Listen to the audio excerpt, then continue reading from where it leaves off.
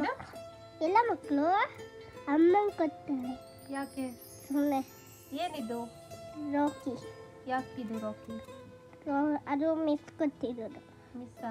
ಹ್ಞೂ. ಏನಂತ ಕೊಟ್ಟಿದ್ದಾರೆ ಮಿಸ್? ಎಲ್ಲ ಮಕ್ಕಳು ಅಮ್ಮಂಗೆ ಕಟ್ಟಿ ಅಂತ ಕೊಟ್ಟಿದ್ದಾರಾ? ಹಾಂ.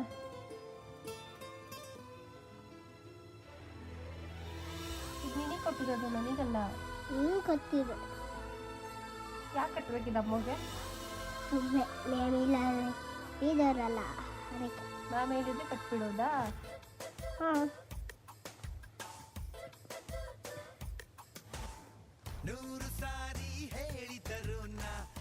ಇನ್ನೇನು ಹೇಳಿದ್ರು ಮ್ಯಾಮು?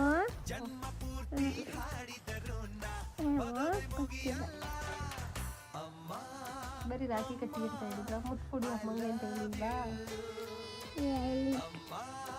ಅಮ್ಮಂಗೆ ಮುತ್ತು ಕೊಡ್ಬೇಕಾ?